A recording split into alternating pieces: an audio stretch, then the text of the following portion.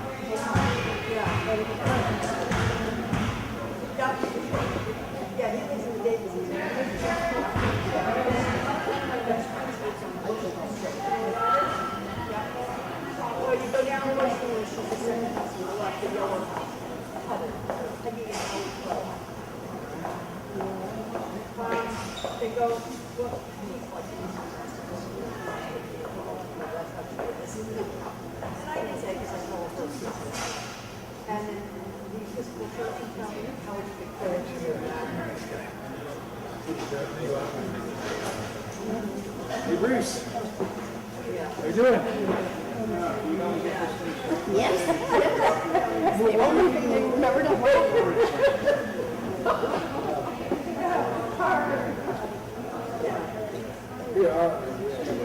Yes, he's over at St. How's everything looking? Good, it's up and running. Okay. And now he just went in on a focus on those. With a friend that had it. I'm not talking. He didn't say that. He just said he had a friend.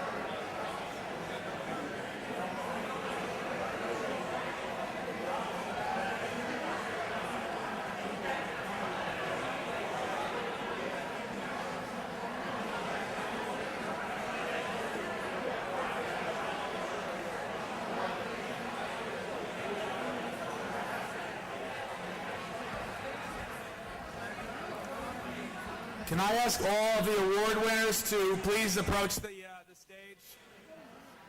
All the award winners, please approach the stage. That might work.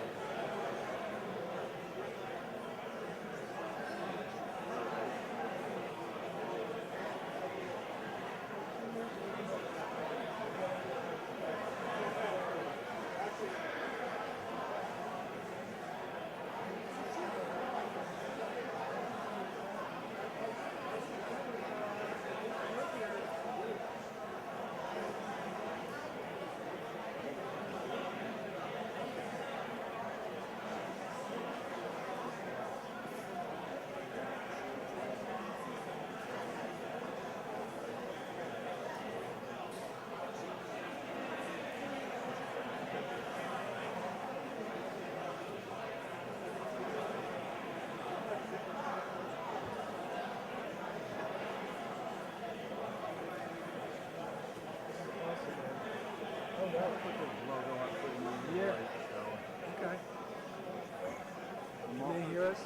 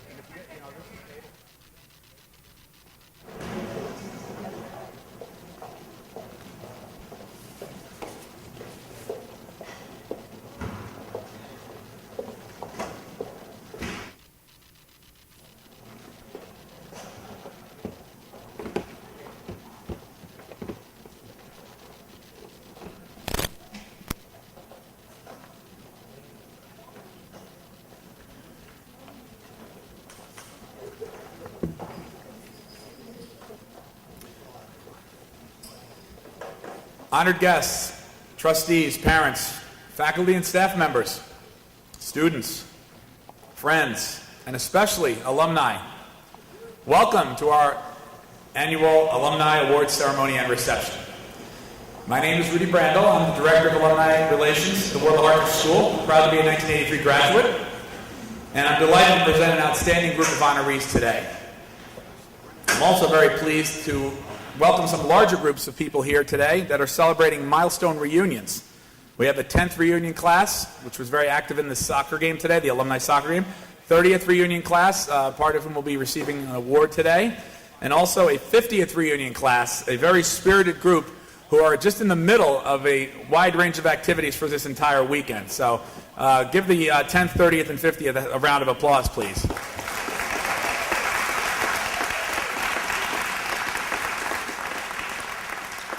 Today really, truly is a homecoming in the true sense of the word. There's so many people on campus today who have not been here in decades, some ever since their graduation, some that this school didn't exist when they graduated. So, and I know all of you are very impressed by all the new things on this campus and how it continues to grow and develop to serve our students, which is really why, at the end of the day, why we're here. Many have not been back here since their graduation. And they're reconnecting with people from 10, 20, 30, 40, and even 50 years ago. So that's just a wonderful sort of, emphasizing the fact that we are a reunion and homecoming place today on a Fall Fair and Homecoming Day. And I really hope that today marks the beginning of your reconnection with our wonderful school. Before we begin our program today, I'd like to publicly thank our Alumni Association Board. It's a dedicated group of volunteers who support our efforts here and our outreach throughout the year. The Alumni Board is led by our President, Makeda Brandel, class of 1987, and our Vice President, Linda O'Brien, class of 1981. Then before we begin the program, we did have an alumni raffle today, which, oh well.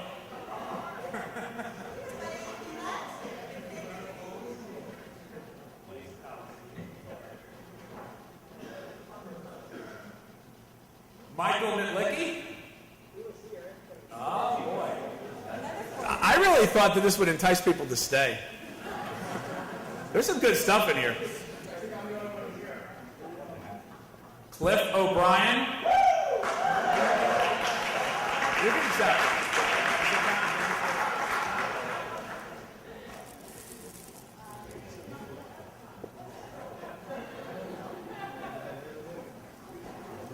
Yes.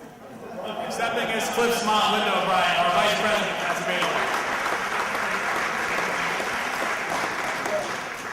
It's now my pleasure to introduce Mr. Andrew Webster, our head of school.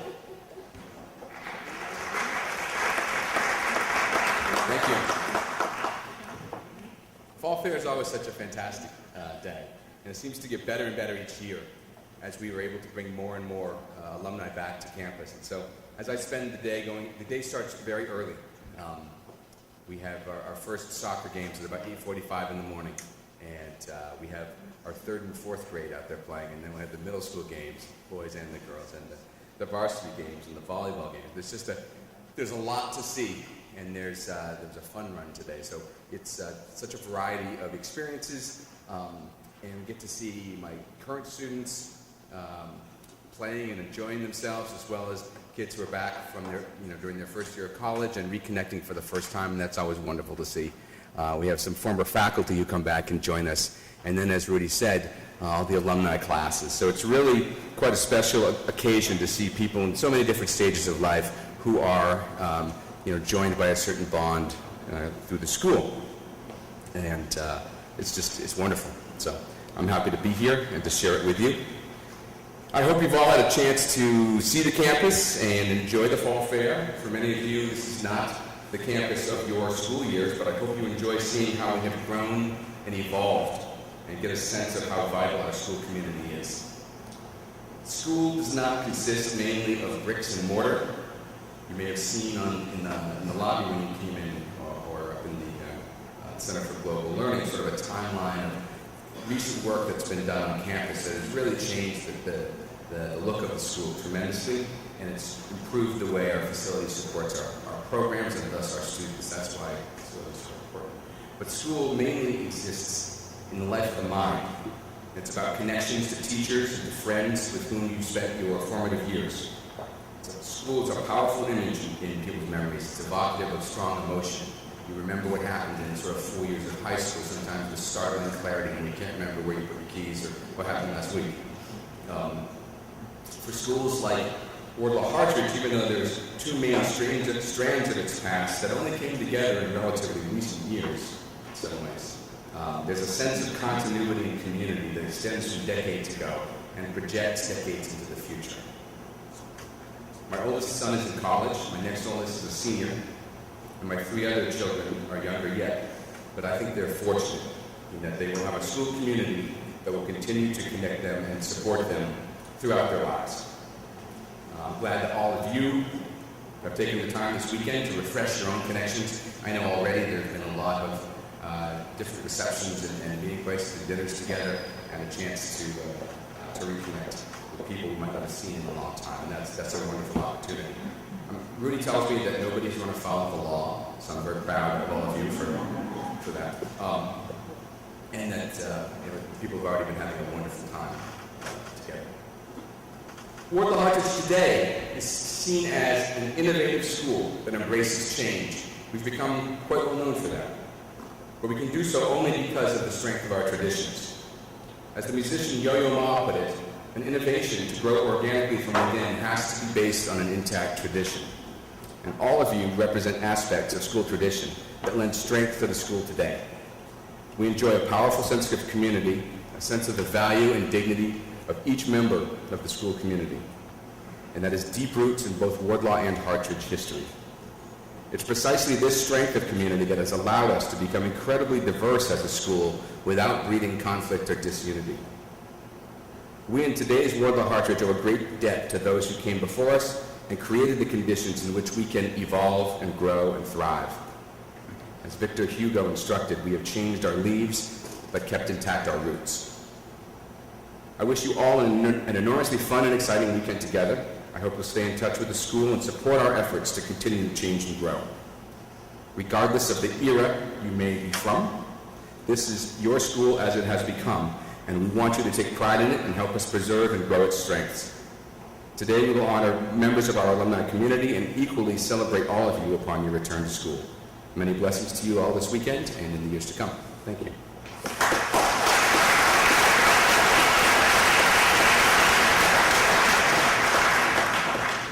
One of the many great values that we instill in our students, and I know that our alumni share this as well, is the element of leadership.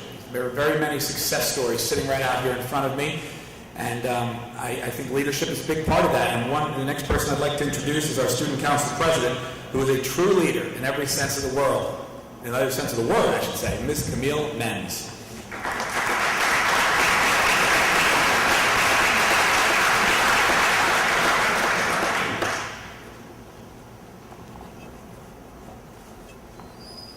Hello. On behalf of the 482 pre-K through 12 Wardlaw-Hartridge students, I would like to welcome all alumni back to campus and congratulate today's winners. You all have made some great strides since leaving our school, and we know we have some big footsteps to follow, but be assured we students strive to continue the traditions set at the Wardlaw Country Day School, the Hartridge School, and the Wardlaw-Hartridge School. We have heard stories about your triumphs, seen your artwork on our walls, studied your names and pictures in the trophy cases and on the plaques, and we are chasing your records. But know that we students continue to work hard in our classes, strive for excellence on the playing fields, learn life lessons from our teachers, some of which we have even shared, and enjoy time with our friends. We students continue to enjoy events and programs that you may have even started. Convocation, peer leadership, Spirit Week, Senior Buddies, public speaking/speeches, trips to Frost Valley, Williamsburg, as well as Washington, D.C. We are honored to have you here on campus today. I hope you have had a chance to speak with some of our current students, as soon time will pass and we will be joining you as alumni. And I'm learning that our Wardlaw-Hartridge network is truly global. Again, thank you for all you have done, and enjoy your time as you reminisce about your days at the Wardlaw-Hartridge School. Thank you.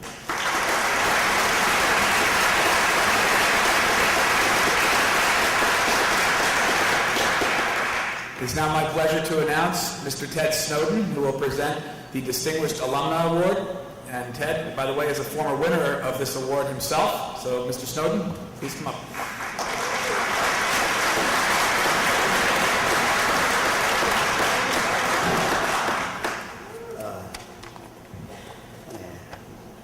Feeling a little nervous in spite of all the incredible warmth and love I'm feeling out here. It's been a really incredible time to see some people and faces I've not seen in 5, 10, 49 years. Some of them. So I think I can do this without my glasses. Okay. I want to thank you, Rudy, and thank you, Andy. Thank you, everyone at Wardlaw-Hartridge for welcoming us here today. Like I said, I would say welcoming us back here today, but for many of us from the classes of 1963 and 64 and 65, this is not a return to a campus that we knew, or to anything like the two schools, Wardlaw and Hartridge, that we attended 50 years ago. What we see here today is a whole new ball game. I said some of this a few years ago, but I'll say it again. It's bigger, it's healthier, it's all grown up, it's co-ed. It's a real reflection of our diverse and fast-changing world. I am always impressed and moved, actually, when I come out here. Now, I have the happy task of introducing a dear friend and an alum who leaves me equally impressed every time I talk to her, a stalwart from the Hartridge class of 1965. Cindy Sanford, as we knew her back then, hailed from a large family of dedicated Plainfielders. And I should give an example. Her dear mother, Barbara, was active in dozens of local civic causes, clubs, and charities, including her support of some Wardlaw-Hartridge scholarships, I believe, right until her passing just over a year ago. She was a great lady and an example to us all. Cindy, after 1965, went from Hartridge to the then, was it all girls, I believe, Wilson College in Pennsylvania, where her majors in history and Asian studies led her toward a successful career as a chartered financial analyst, starting with what is now the PNC Bank, where she worked for 25 years. She had a long and significant professional life. You can read about it in your program. As a skilled capital market strategist and manager in her hometown of Philadelphia, as well later in Baltimore and New York. Cindy told me that she felt blessed to have arrived on the scene in the early 70s, just when women were gaining acceptance into a world of high finance and investment banking, and that Hartridge had, in large measure, prepared her for so many opportunities. Now, I lost touch with Cindy during her post-Hartridge professional years, and my most vivid memories of us back then from high school, well, are about a lot of double dates that we shared with a few others here today, who shall remain nameless. But luckily, Cindy and I reconnected some 10 or 12 years ago. Now as older and wiser, we hope concerned alums and donors. It turns out we had a lot in common. Our support for our various communities, our roots here in the Plainfield area, and most of all, our passion for the arts, music and vocal arts in particular. Need I say, opera. I love it. Cindy is currently a board vice chair, I think, and major force at the Academy of Vocal Arts in Philadelphia, which many of you may know has churned out so many of our today's leading singers, opera singers, particularly all over the world. They are stars now. And she has also been spearheading their endowment fund, so you may want to temper your enthusiasm. See her later today. Seriously, they're probably safe here. She and her wonderful husband, Charlie Landry, who's here with us today, Duffy Violante over there, and myself at the Met Opera for several fine nights. Violante over there, and myself at the Met Opera for several fine nights and occasions, and I know there'll be more in our futures. It is always a treat bonding with Cindy and Charlie. And now it's your turn, ladies and gents. I give you one of the truest long-time champions of Wardlaw-Hartridge, our one and only Lucinda Sanford Landry.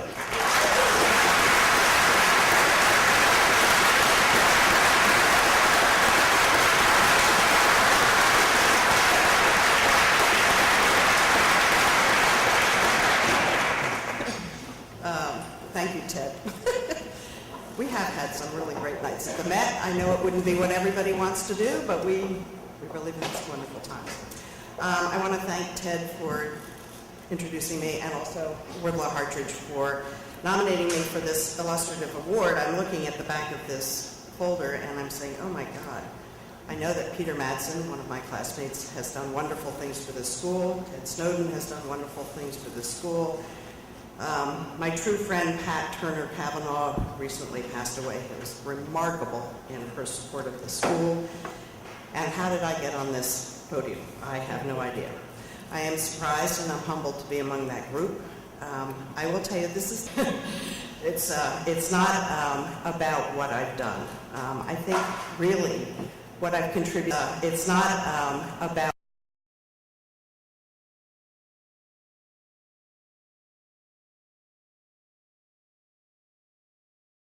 for everything that this school provided me. Now, what were some of those things? For everything that this school provided me. Now, what were some of those things? There was no Hartridge Wardlaw at that point. There was only Hartridge. It should be Hartridge Wardlaw.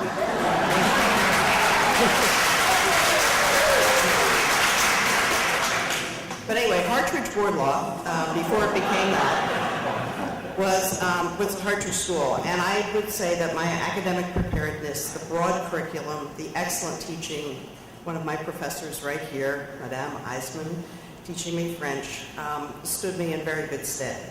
But in addition to that, it was the balanced learning that it had, the academic, for sure, the sportsmanship and the sports that we had to go through, and all of the arts that we were introduced to. I did well in music, horribly in art.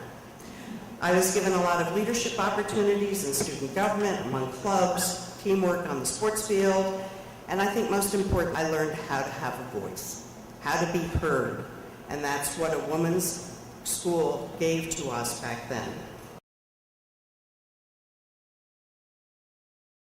Halfway around the world to Thailand, where for the first time in my life, I was truly the minority. I didn't look like anybody, I didn't talk like anybody, I couldn't read their language, I couldn't draw their language. And it was part of something that made me a very different person, and something I picked up again when I was in college, when I went to Japan for the same reason. And then finally, the volunteerism piece. We had to do 50 hours of volunteer work every year. Some of us found that hard, but we were candy stripers and whatever else. But again, the leadership, the teamwork, the commitment to training, the understanding of the responsibility of sharing our skills, time, and effort, and the satisfaction of the results that we got from that all made me a person that I think was able to capitalize and have a very successful professional career, which I'm proud of. But I wouldn't have been there without the Hartridge School behind me and all my friends. And I have partnered that with a very active volunteer life since I left the school. So why do I give to Hartridge Wardlaw? It is not my school. But it's a good thing my school isn't here anymore, because it would be irrelevant. In the 1950s, 60s, 70s, it was very relevant for women to learn to have a voice, to stand up and to lead. But today, it's a co-ed world, but even more than that, it is a multicultural world, it is a global world, and it's very important that world, but even more than that, it is a multicultural world, it is a global world, and it's very important that and to find their sameness. And the global learning that is here, find their sameness. And the global learning that is here today is something that I find incredibly important in the world and the challenges. The balanced academic excellence, learning, leadership opportunities. And it is for this that I find this school so incredibly relevant that I continue to support it. I'm proud to be a graduate. of Hartridge Wardlaw, and I will continue to support it in the future and hope you will join me in doing that as well. Thank you.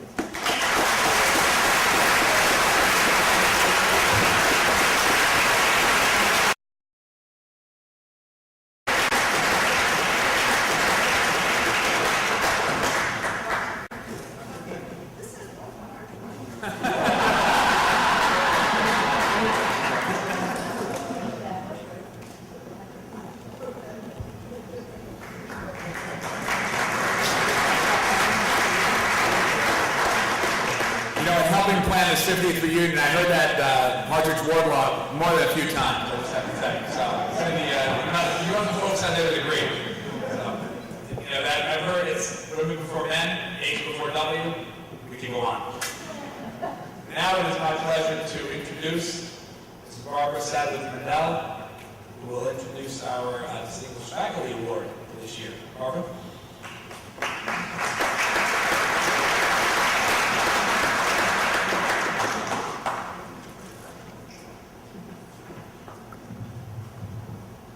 Thanks, Rudy. This is great. It's wonderful being here after 49 years, and I must admit I've been back a few times. And I have to congratulate my class, Cindy Sanford Landreth. Remember everyone's Sanford Landreth. Remember everyone's last. And it's really fun being back in Hartridge Wardlaw. And it's really fun being back in Hartridge Wardlaw.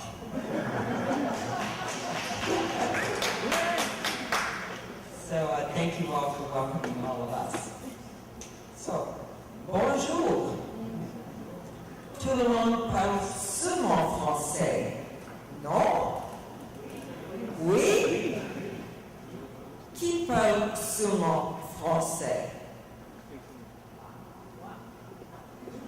Well, it's a good thing.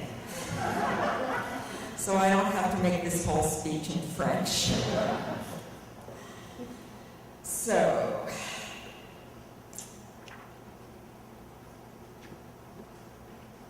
springtime, 1959. I was just finishing up 5th grade in public school and was about to enter 6th grade, which was looming in my future, and my parents and I would go to Hartridge. I refused, rebelled, had temper tantrums, meltdowns, and cried, I will not go to that snooty school. I will not become a Hartridge snob.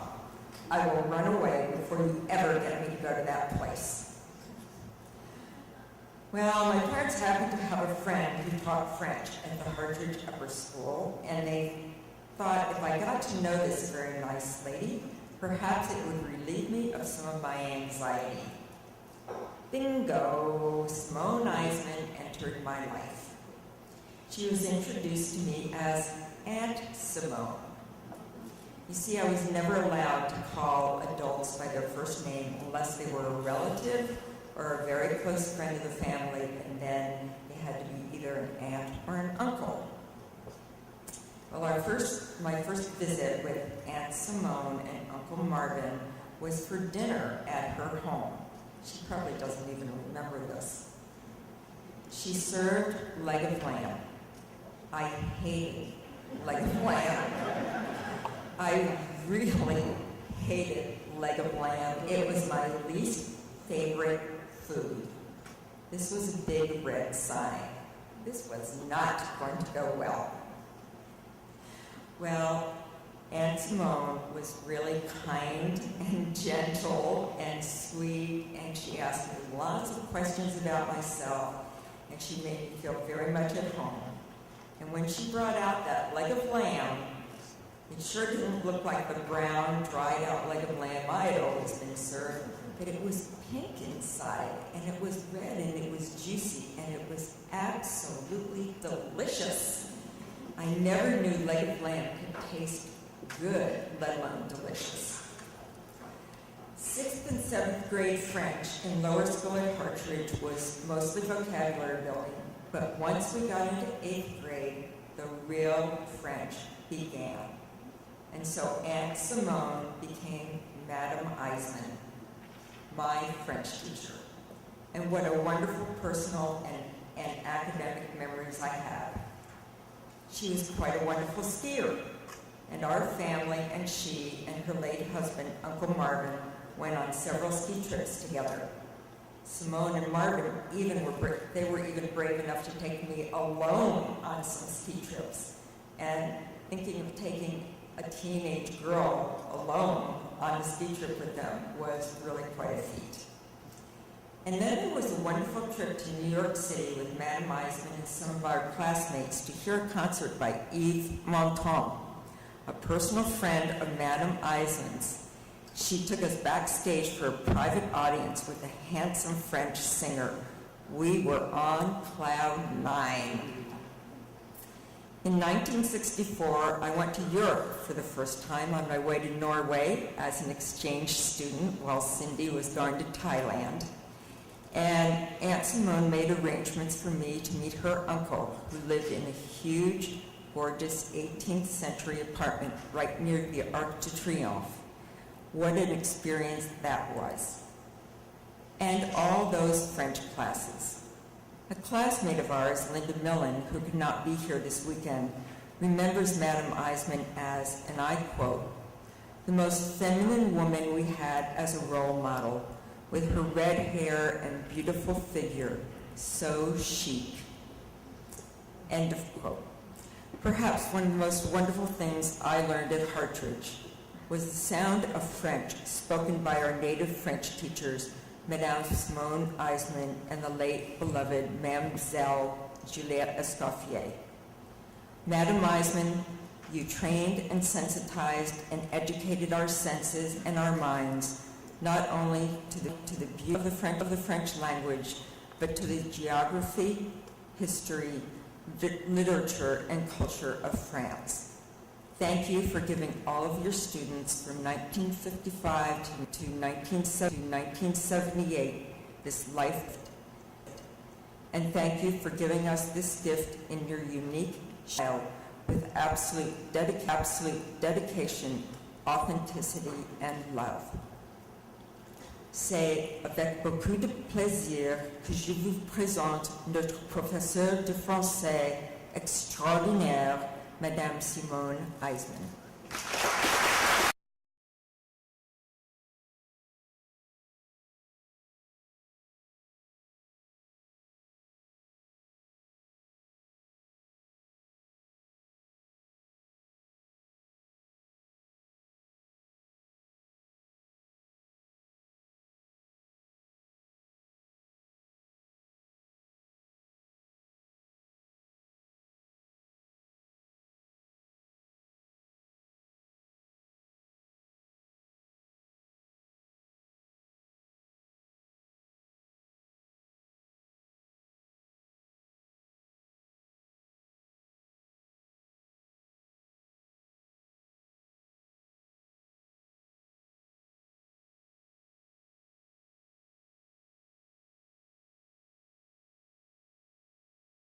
One thing that I, as a teacher, and I'm sure I am not alone, is the memory of the good days and hoping that they will stay in touch with me and that in some way I will know that it has made a difference in their life, whether traveling, reading, or other ways. And today I met some of my students. I must agree, I was afraid not to recognize them. I didn't. They recognized me. That was very pleasant, nice of them, that I hadn't changed all these years. That was quite a compliment. I have changed. I just became 91 last week.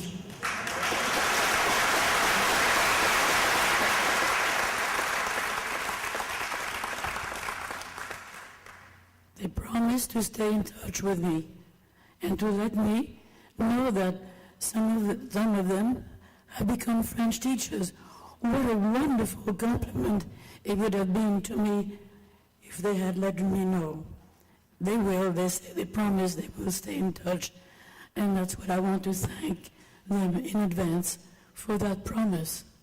I can tear this up. I didn't use any word of it. Thank you so much to Wardlaw-Hartridge to honoring me today. It's going to be one of the best day of my life. Thank you.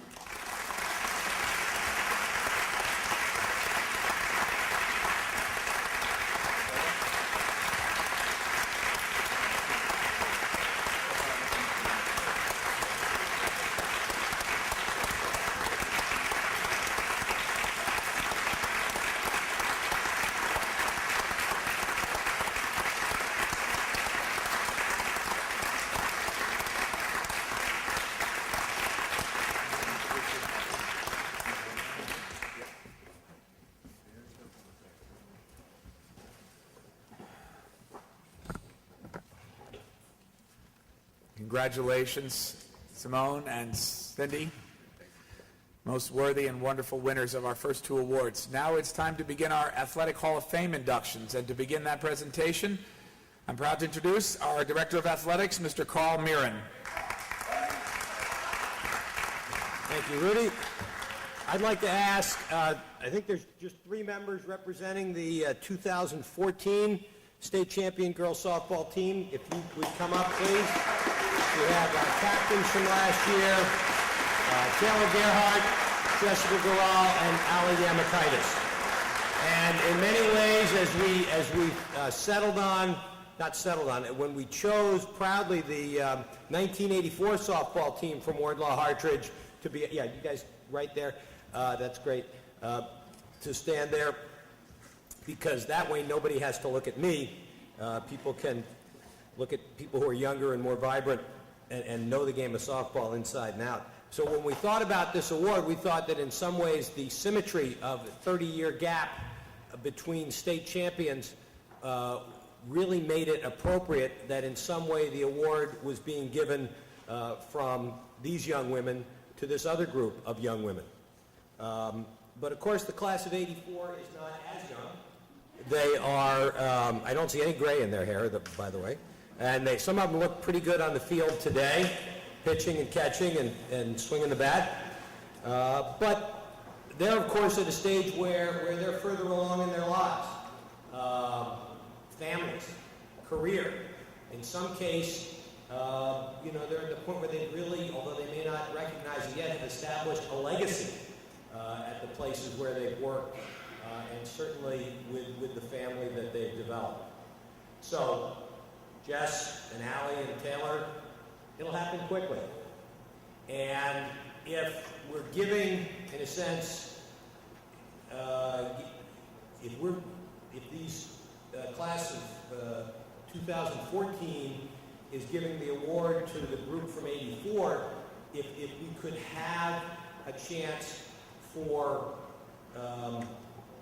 the 1984 team to share what they've learned with our younger generation, it would be a sense of how overcoming the challenges and becoming the people who could have an undefeated season and get through the pressures of tournament play, beating Newman Prep as they did to win the state championship, how that has given them strength and given them perspective and given them confidence in the workplace, in dealing with a young family, in all the things that you have done since you've left Wardlaw-Hartridge or Hartridge-Wardlaw, whichever school you went to.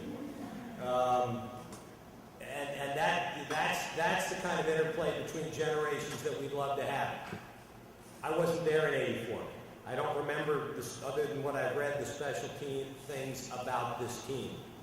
But we know there are some special things about the sport that you play. It's always lousy weather in the spring. And on top of, in a game that requires a lot of fine muscle control, you're out there on some cold, rainy, windy days, and your parents are there supporting you through those cold, rainy days. We know, not necessarily to single out Patty, but a great pitcher, a dominant pitcher, is a wonderful thing, but over the course of a championship season, some days your stars won't win the game alone. And the great thing about a softball or a baseball team is there's always those unexpected heroes who have to step up in a big game and deliver the clutch hit, the clutch double play, whatever it may be. And that's why it's a team sport, and it requires everybody at some point in the season stepping up when the spotlight's on them and delivering for their team. And so, I am happy to bring up the person who is going to speak for the team and bring the rest of the team up. So from the class of '84, Anita Sadati, please.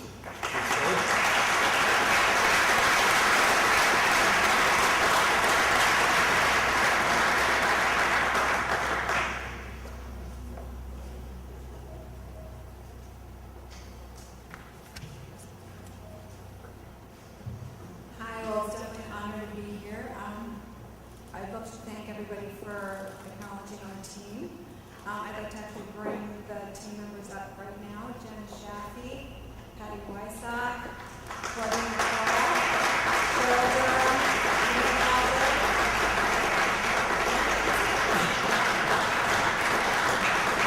So, just to acknowledge, and Becky Orlowski.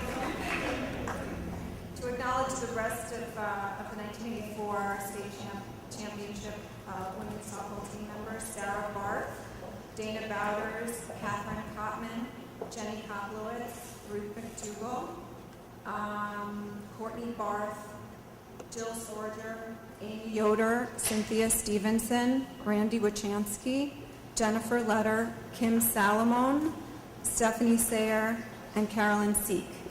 So it's a pleasure to accept the award on behalf of our team. I think it is very fitting that we have a recent state champ 2014 women's softball team. I think that's wonderful.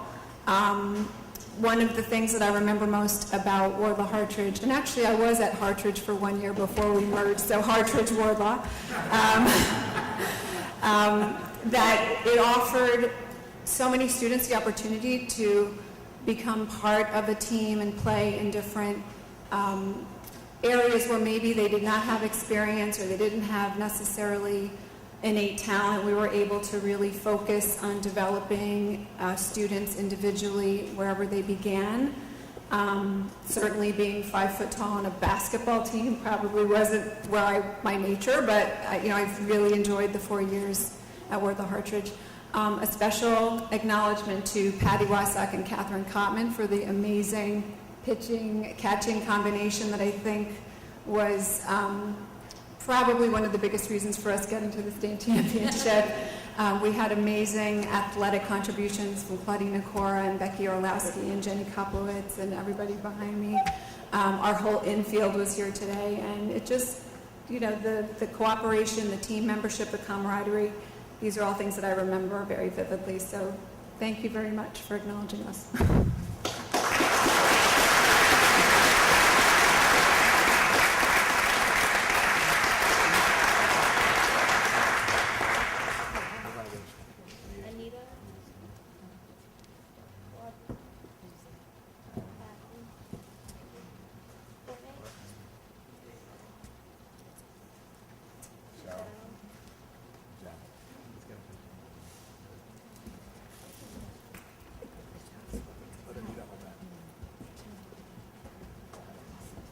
Somebody said there's nothing better than perfection.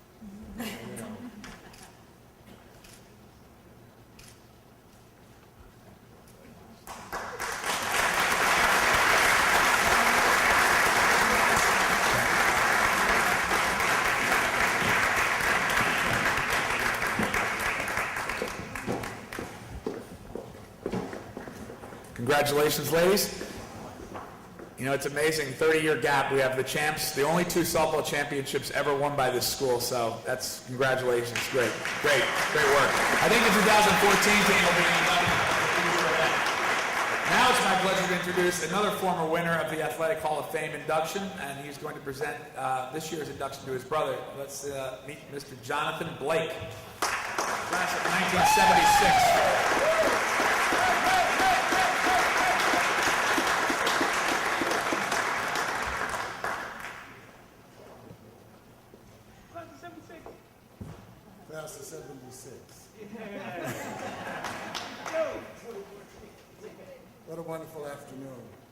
And before I get started, there's a couple of people I need to recognize right off the back, and that's my father, James Blake, and Art's one of his first coaches, Mr. Leonard Pretty. I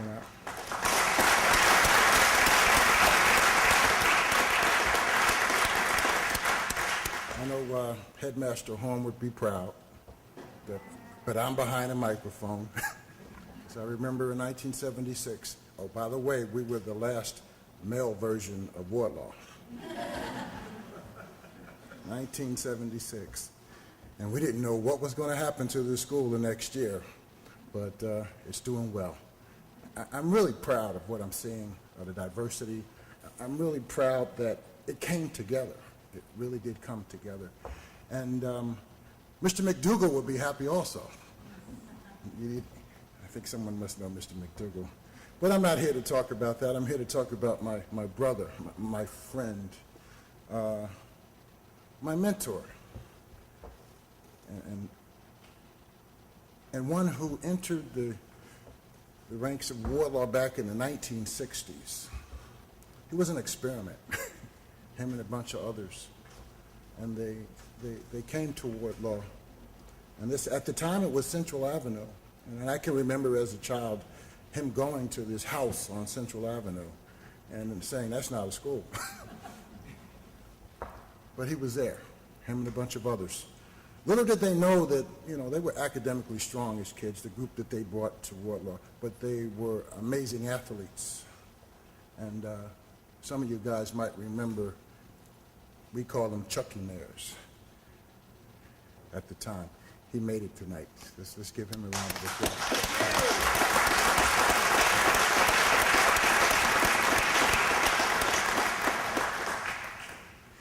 Now, this technology is something, isn't it? No cell phones in 1976, no iPads, just right from the heart. And what I want to talk about is Arthur. I want to talk about how academically gifted he was and how that translated onto the field.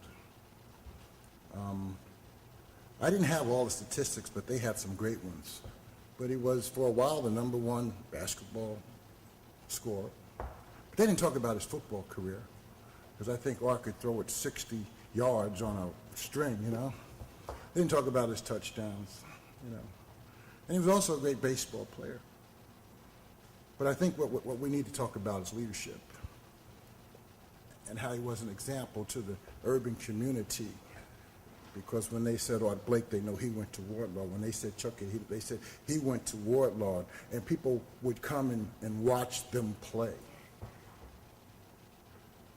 And I'll never forget the championship game against Denellen High School, little Wardlaw playing Denellen High, And by the way, I happen to be on that team. So. And we beat them. And you would have thought we won the Super Bowl. But we did. We did. We had accomplished something that a little small private school wasn't supposed to do, to beat a high school. And we did it. He also starred in baseball. He starred in basketball, he starred in football, and I think it says that he was the captain on all 3 teams. But he was a humble guy, Art's very humble. Everyone else would be screaming and hollering, and Arthur would be very, very humble. And I learned a lot from my brother, But I think, again, the most important thing is, in a time where he was challenged, Art stood fast, Art focused, and Art made a difference here at Wardlaw. I'm proud to say he's my brother.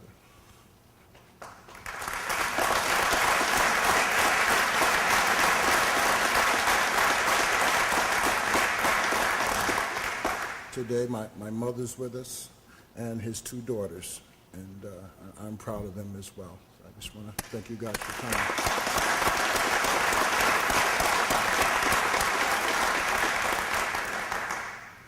So on behalf of the alumni, on behalf of past Hall of Famers, we want to welcome you, Arthur, into the club.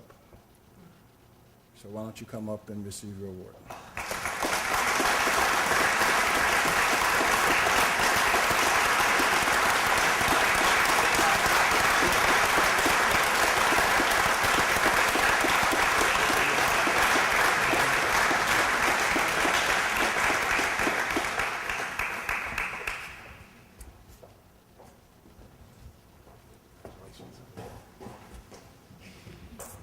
Good afternoon, everyone.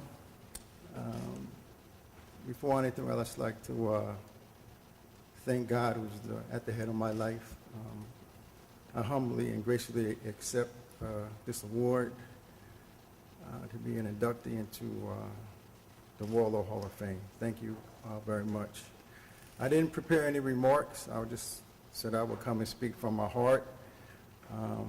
But I did write down some names of some people who were very inspirational in my athletic achievements and me becoming the man that I am today. And I just want to share a couple notes. First of all, of course I have to thank my mother, Betty Blake, who made all this possible.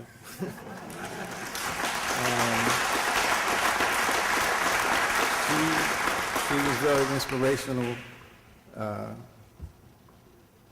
in my sports career, her being, for those who don't know, the first black cheerleader that played for high school, Miss Betty Blake. Thank you, Mom.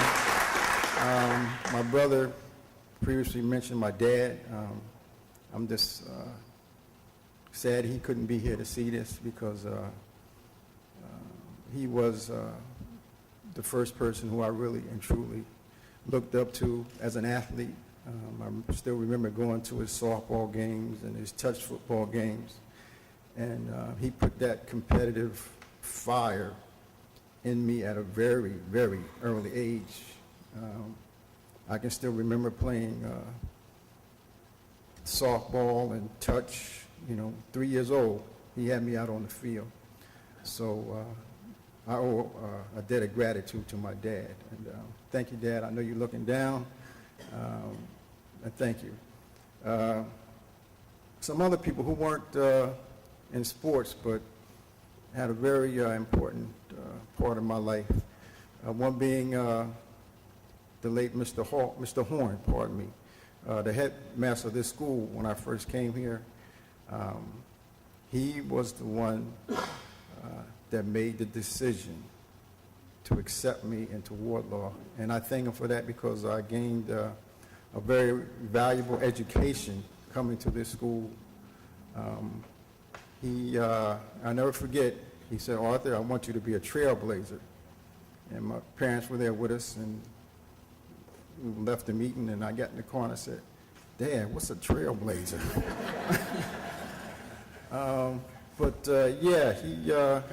As I've grown, I know what a trailblazer is, and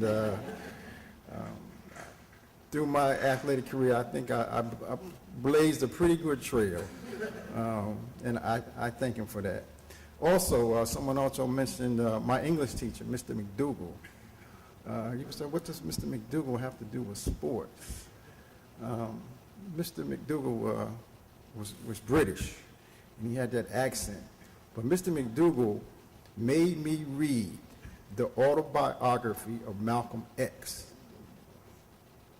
The best book I ever read in my life. And I thank him for that because it helped mold me as an individual. We all have that one book that we all can refer back to. That's my book. And it was Mr. McDougall that had me read that book. Joining me here, longtime friend, lifetime friend. He's known as Mubashir Ukda, but you know him as Clayton Chucky Mayers, the greatest football player Wardlaw has ever seen. That gentleman right there. I want to thank him. I want to thank him for being here. I don't think I ever would have got some of the awards and achieved what I achieved without Mubashir. He was there always pushing me. I never forget Mubashir. It must have been 105 degrees on that playground, and we were out there playing basketball. And I was about to drop. And you said, no, let's play one more game. Let's just play one more game. So he was a great inspiration to me, and I love that brother, and I thank you for coming. I really do. This person was also mentioned, Donald Pretty, and his mother right there. Very inspirational in my life.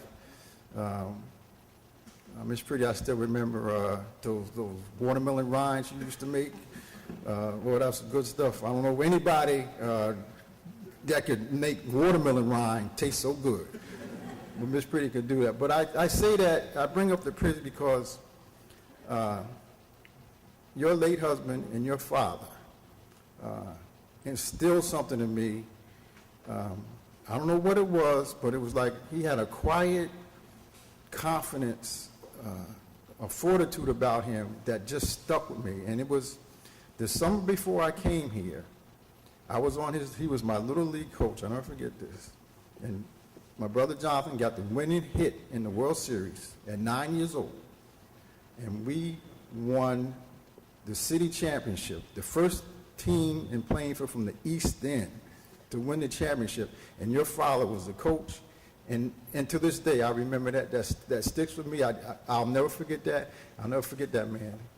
He meant so much to me. Mr. Pretty meant so much to me. My daughters. What can you say about your daughters? They stick to me like white on rice, skin on bologna. They just in my corner, and I love them to death. But I'm glad they're here to see what helped make their father. You know, this place was a part of my life for 6 years, from 7th grade to 12th. 6 years I went to school here, and I learned a lot. That's something Wardlaw gave me that can never be taken away, my education, and I value that. As you can read in the program, I was a stone cold jock. I'll admit it, I was a jock. But while I was being a jock, I came to school. I came to school every day. I studied, and I became a better student. And for that, I'm grateful and I'm thankful. And in closing, there was a gentleman that was very important in my life. His name was Ray Covenant. He was the basketball coach. He's the first coach I ever played for that we won a state championship here in Wardlaw when I was a freshman. And he had the courage, the fortitude, the mindset to insert a freshman to start in the championship game for the state of New Jersey. And he put me in the game, and we won. I don't know if Wardlaw has ever won a state championship in basketball since, but I'd just like to thank Ray Coburn for taking that chance and inserting me in that lineup. And I really appreciate that he did that. And as they say, everything is history after that. And last but not least, my brother. You said some things that had me almost crying over there, bro. You almost had me in tears. But I'm thankful for those remarks. I know they were spoken from the heart. With that, thank you, Wardlaw, for this award. Thank you very much.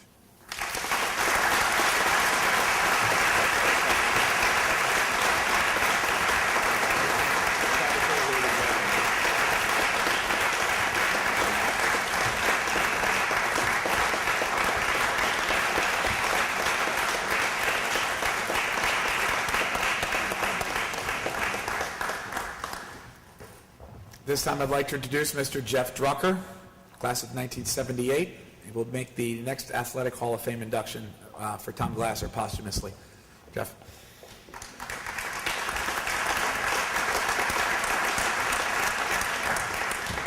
Got to lower that a bit. Let me just start out by telling you how grateful I am for the opportunity to be back at I will call it Wardlaw-Hartridge. And just a little background. Tom Glasser and I were in the same classes together, every single class, from 7th grade through 12th grade. We were in the drama club together. We were on the cross-country team together. We were on the school newspaper together. As I was thinking back, I realized that I literally spent more of my waking hours during those critical years of my life with Tom Glasser than with any other person. I want to start talking about Tom by telling you about something that happened more recently. It was about 3 years ago. I took on a new job, and I got to know the CEO, Peter, and he went to Haverford, and I knew he was a soccer player, and I knew he was on the team there. And then one day he was mentioning something about track. And so I said, "Were you on the track team too?" And he said, "Yeah, I was." He said, "There was this guy, Tom Glasser, who recruited me to be on the track team." He said, I was a fast soccer player. I never thought of myself being on the track team. And so that's how I ended up there. And then I told Peter how I ended up on the cross-country team at Wardlaw. I got cut from soccer team, and I was feeling really down that day. It's funny, I was on the fields. I have a very vivid memory of Tom coming up to me and saying, "Jeff, why don't you try cross-country?" And saying, I mean, at that point in my life, I'd never run any further than one end of a soccer field to the other. And saying, no, I can't do it, so you can do it, come on out, give it a try. And that started him coaching me and nurturing me to become a member of the varsity cross-country team, which I did.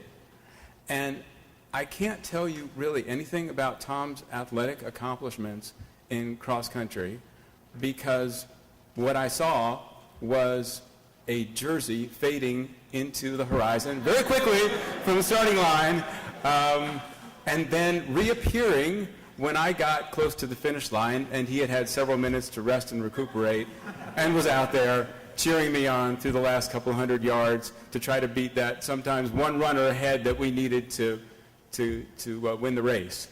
Tom, for those of you who were not privileged to be around Wardlaw-Hartridge at that time, he was a star on the varsity cross-country team. He was a star on the basketball team, and he was a star on the track team. But what I think really distinguishes Tom as somebody richly deserving of this award is not just his performance on the field, on the court, as good as it was. It's what he did for others. He recruited, he educated, and he inspired. I'm very honored that I was the person chosen to present this award to the Glasser family.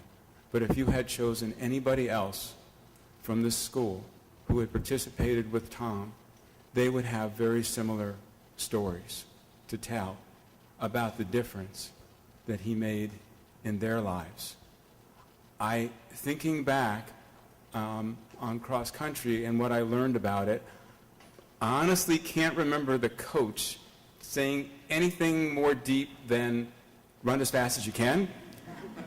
But I do remember, for example, when I ran in the first state championship race, which is when about 100 people all start out on a field and converge. And I had no idea that was going to happen. I'd never done this before. And Tom was the one who said, first of all, get out fast because you need to get position. And secondly, don't fall down or you're going to be trampled. That was really good advice. And it came from Tom. He was, for all practical purposes, Besides having recruited me on the team, he was my coach. And again, anybody else on the cross-country team, and I imagine the basketball team or the track team, would have a similar story, if not several stories, to tell. So what I really want to end with is saying that what I think was truly special about Tom, above and beyond his athletic ability, is that he, like a truly great athlete, made everybody around him better. And I am grateful for that to this day. I carry it with me. So I really want my congratulations again to the family of Tom Glasser. You have just got so much to be proud of.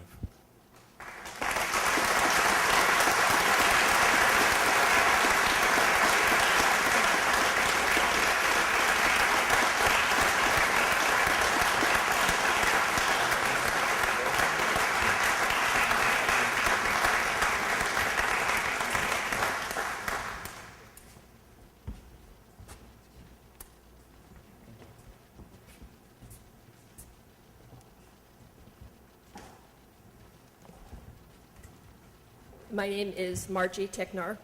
Tom Glasser was my brother. These are Tom's two boys, Dylan and Luke.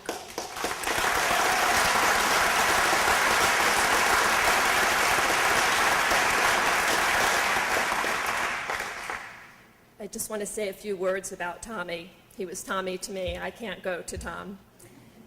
Tom became a student at the Wardlaw Country Day School for Boys in 1972 as a 7th grader. As Jeff said, he was here from 7th grade through 12th grade.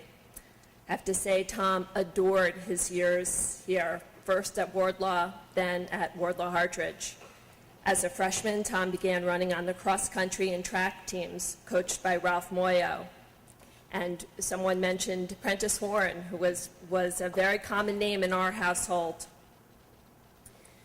Tom had a lot of accomplishments here at Wardlaw.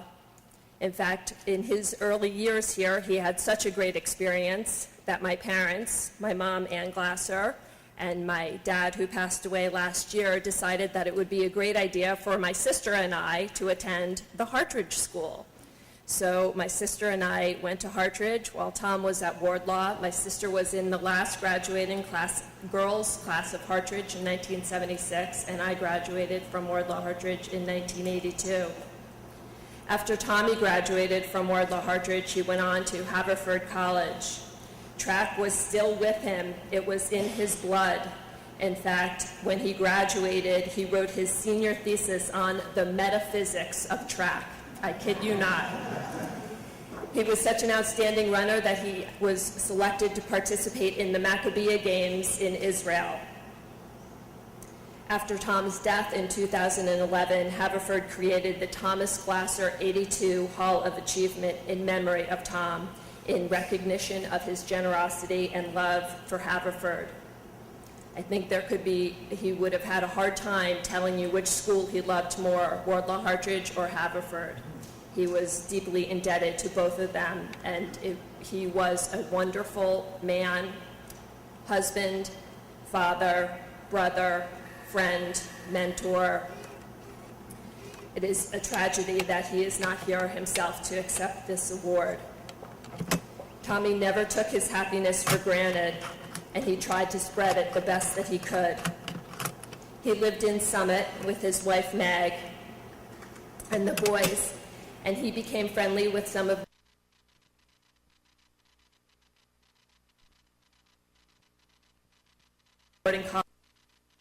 college scholarships to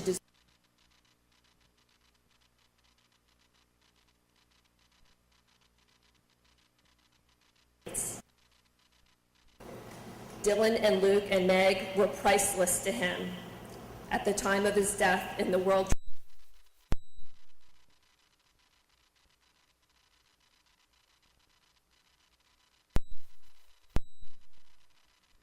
Fund in Summit so that he could spend more time with his family.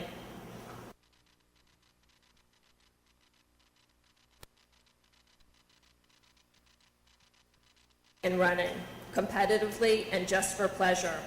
While he won many races, he was perhaps the most passionate about the local turkey trot that was run in our hometown of Westfield. He proudly ran for many years, most notably pushing his infant sons in a double jog stroller. You can picture these two stretches in a stroller. Tom's advice to those who admire his zest for life was very simple: do what you love. Up until his tragic demise, Tom took his own advice to heart. Today, October 18th, marks what would have been Tom's 54th birthday. Happy birthday, Tommy. We miss you, love you, and congratulations for this award.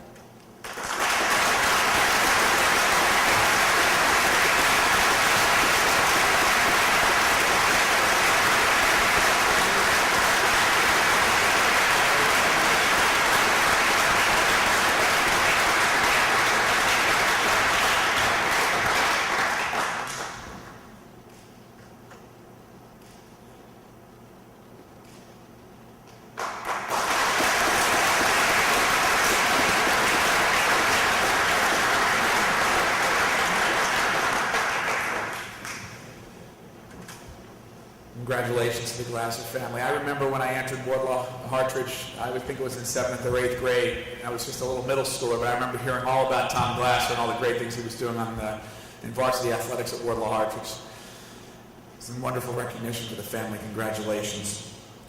This time, I'd like to bring up Mr. Mark Gruba, who's going to do the induction ceremony for Rob Rizzo, a dear friend of mine and of the schools. Mark?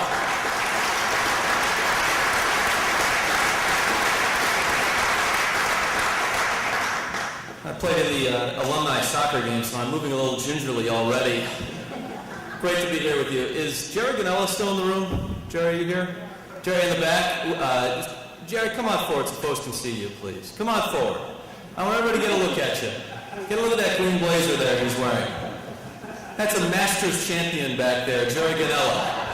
If Tiger Woods hadn't come along, he'd had 3 or 4 green jackets by now. Jerry, great to see you. Another member of the class of '89. So it says here, Rob Rizzo, or as many called him back in the day, Robbie Rizzo, was a soccer player, basketball player, and a baseball player as well. He was a very good soccer player. It wasn't a natural sport to him, but he was very good on the field, a valuable member of our team. Really good baseball player as well. Really understood the game intellectually, and that won't come as a surprise to anybody who knows Rob. But he really excelled on the basketball court. He was a 2-time MVP here, it says here in his junior and senior year. But again, all you have to do is come to a game to know that and just watch him play. It was a thing of beauty. So I'm going to tell you 3 things about Rob that you need to know. And for starters, what I'm going to do is take you back to the mid-'80s here. I was driving up here today from my folks' place, and I heard Sweet Child of Mine by Guns N' Roses on the radio. And I thought, now normally at this stage of the game, after the millionth time of hearing it, I would have turned it, but I just stayed with it, and I kind of let it sink in. And I kind of let it take me back to the mid-'80s here. And this is where we have to go if we're all going to sort of understand what Rob Rizzo is all about. So just stay with me, think about the lyrics in your mind as I take a little walk. You guys let me know, okay? So here we go. And Arthur, where are you, Arthur? Okay. You got me thinking about this. So, let's see here. It's right about here. Foul line extended. Maybe a step in. Right about this spot. So it's, say December of '85. Our freshman year in high school. And that coach you mentioned, Ray Kovana, he was still coaching the team. And he was still making great decisions. So we're down 1, and we call timeout, and now, just to be clear, I'm up in the stands. We got a JV game afterwards. And my good buddy Rob is sitting on the bench, and of course we're in the other gym over there. But this is the spot. Coach Kovana calls time, brings everybody in, and draws up the play. He says, all right, Rob, you're going to go check into the scores table. It's going to come to you. You're going to take the shot. You're going to make it. And we're going to walk off this court winners. So, Rob has literally been sitting on the bench the whole game. I mean, just like us in this room, sitting there the whole day. 5 seconds left, ball comes in, they swing around the perimeter, Rizzo's standing here, gets the ball, turns, fires, nothing but net. Ball goes in, game over, and we come tearing out of the stands. I come over there and I grab him, and I'm like, I can't believe you made the shot. And I remember grabbing his hand, and I'm telling you, that thing was as cold as ice.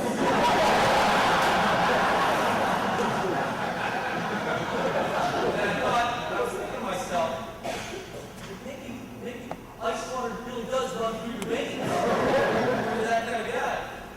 I mean, it was just unbelievable. He hit that shot. He was sitting there all day.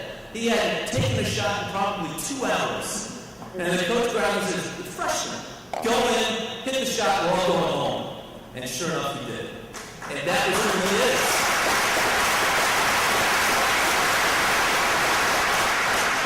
And fairly or unfairly, that's what we came to expect. So, let's see. Now, it says, I think if you go out there, I'll show you. He's one of the guys who scored 1,000 points here. Well, he would have had 2,000 points. But Bob Vitor, bless his heart, refed about half of our games. And Rizzo had this little thing, he'd get the ball, and kind of shut his feet and running, and then just let it fly. And Vitor would call for a travel every time.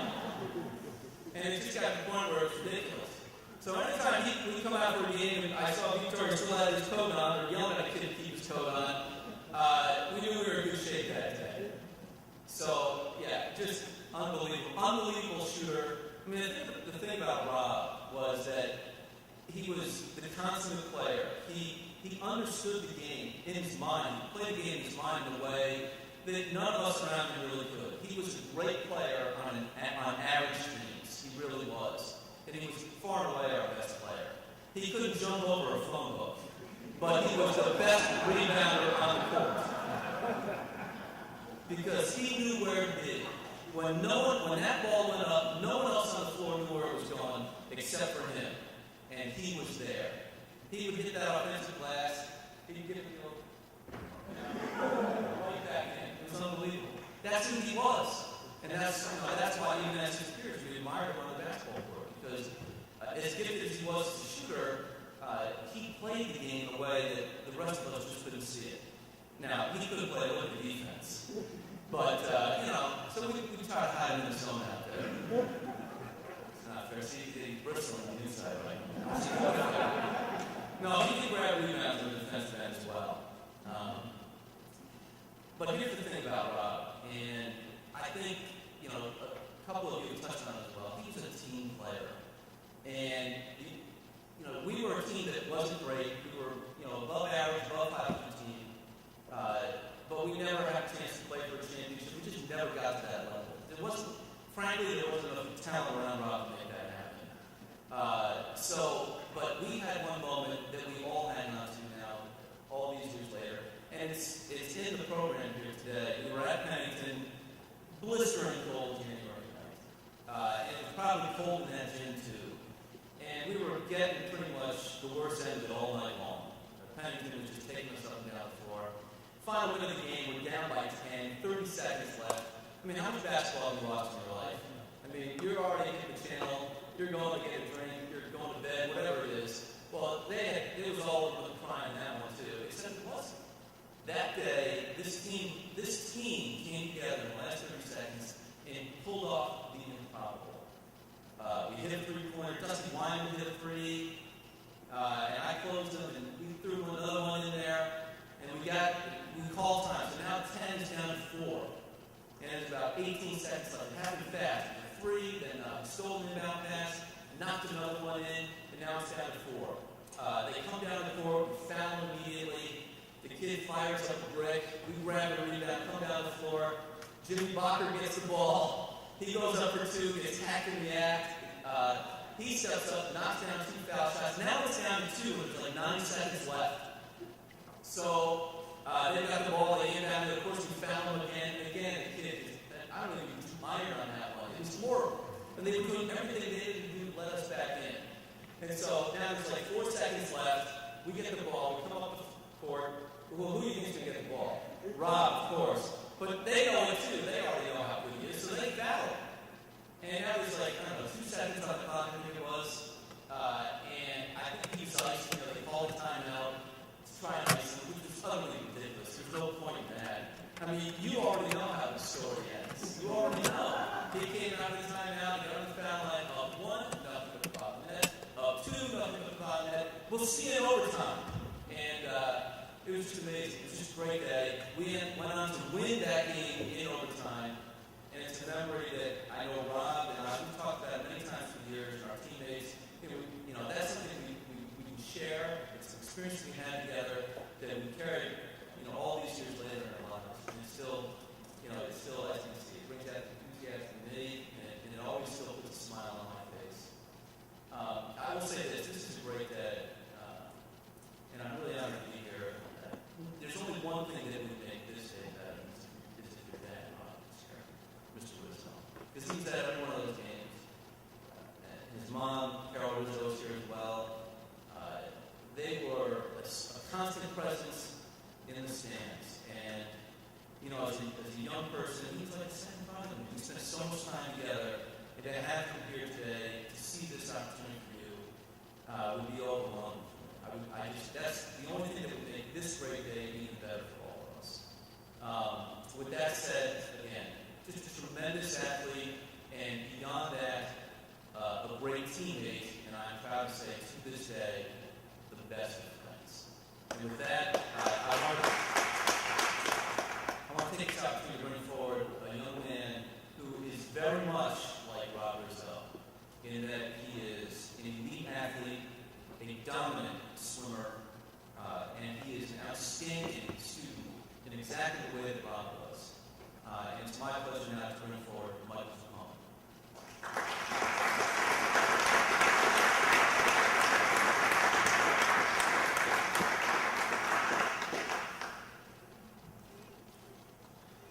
Thank you, Mark, for that very active speech. I'm not sure I can beat that, but I will try my best. I cannot think of someone who better exemplifies the best of Wardlaw-Hartridge than my Uncle Rob. He has had a stellar athletic career spanning over 4 years in the sports of basketball, soccer, and baseball. He was only the 5th Wardlaw-Hartridge alumnus to accumulate over 1,000 points during his basketball career, but perhaps most importantly, as anyone who knows Rob well would know, he is still passionate about sports to this day and does everything in his ability to travel to Boston to see as many Red Sox and Celtics games during the season as possible. I'm sure many of you won't like him for that. Now that is true lifelong passion for sports. Rob has also contributed to Wardlaw-Hartridge in other ways besides athletics. He has been involved with the board of Wardlaw-Hartridge for 7 years, currently serving as their treasurer. He takes time out of his busy days as a tax partner at KPMG to sign checks and attend meetings at Wardlaw and still get everything done thoroughly and diligently. I am sure anyone who has had the chance to work with Rob knows that he is a reliable volunteer who gives his best effort into every task he has. I was present when Rob was initially recognized for his 1,000-point scoring achievement at a home game in Wardlaw-Hartridge in February 2011. The picture was on the monitor over there during the reception. In years past, Rob has been actively involved in organizing this alumni event at the Fall Fair, usually sitting in one of these chairs right behind me. If you look at the back of your program, you'll notice in this little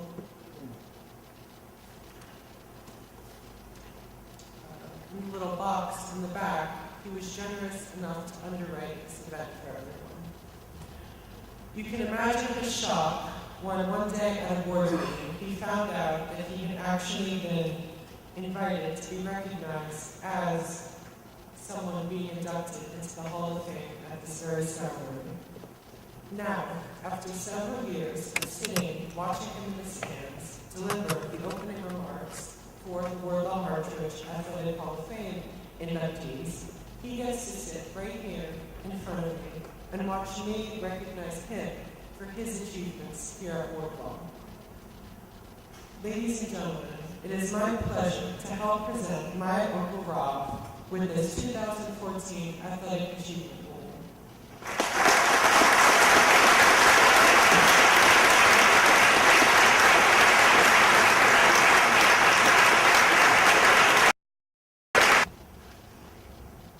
I would like to start by congratulating the other honorees and thanking Mark and Mike for their introduction, which means a tremendous amount to me. My family and I could not be prouder of Mike for all that he has accomplished at a young age, but more importantly, the character he always demonstrates. He is simply the best.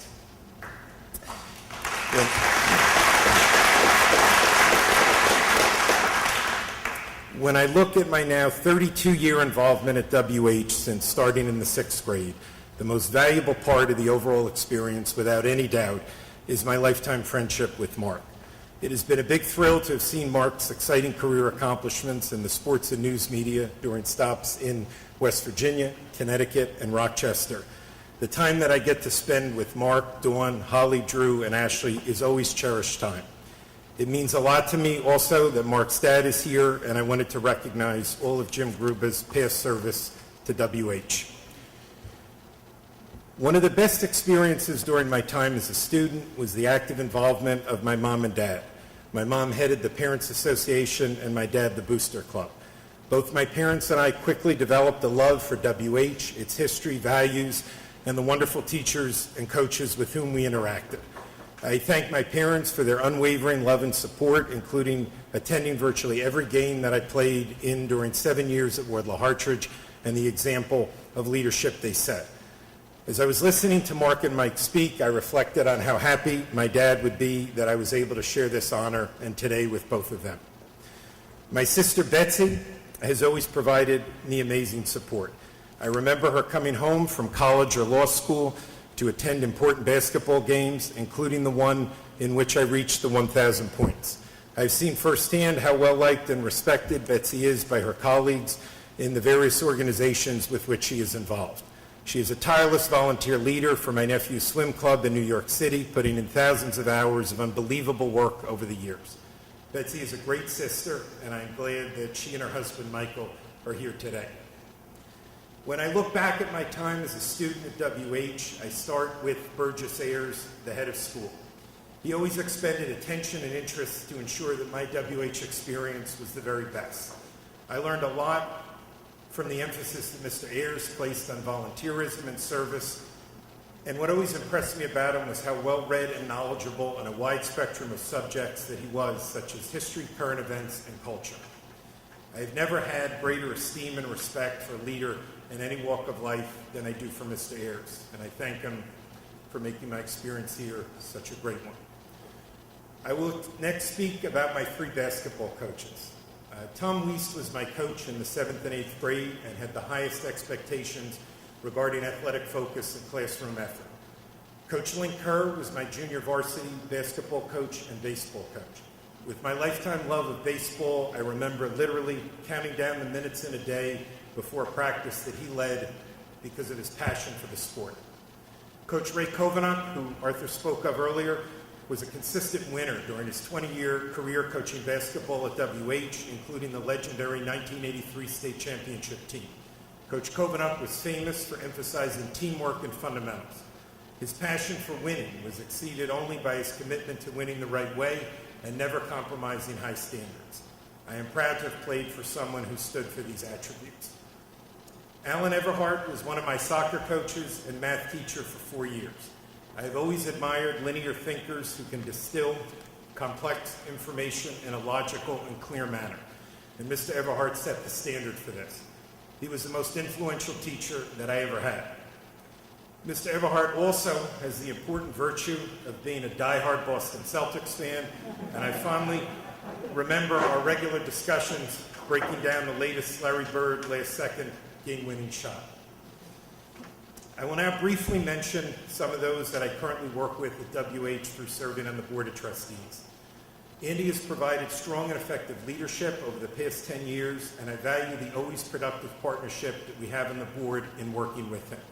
WH as an institution continues to thrive with key indicators from enrollment growth to college acceptances performing at a high level. I greatly enjoy working with my colleagues on the board under the dedicated leadership of Ted Osborne and Nirali Sanawala. I thank Rudy and Makeda Brandel, Emily Marvosa, Bill Jenkins, and Joanne Vogt for their steadfast dedication to our alumni efforts and outreach. I thank Gerard Ganella and Adam Kenny both for nominating me for this honor and their never-ceasing passion for WH.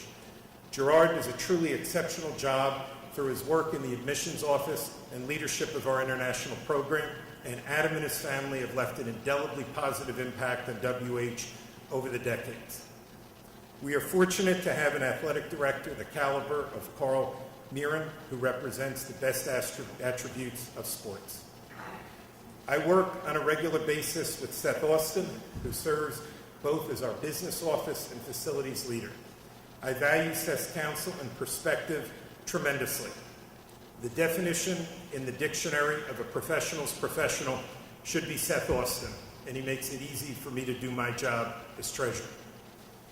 My good friend Donna Brack's title is assistant to the head of school, but as everyone who interacts with her knows, Donna also provides phenomenal support to the entire WH community. I would now like to ask for a round of applause to recognize Donna for everything that she does and what she means to Wardlaw-Hartridge.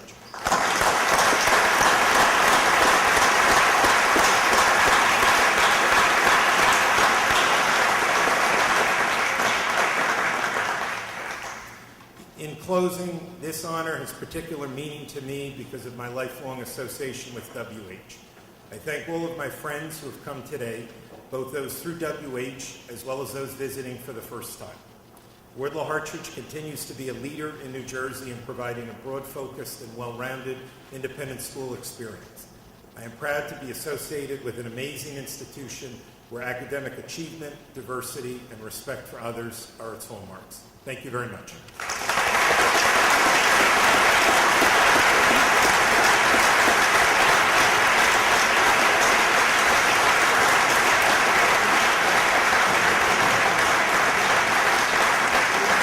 Congratulations, Rob. Congratulations to all of our outstanding award winners today.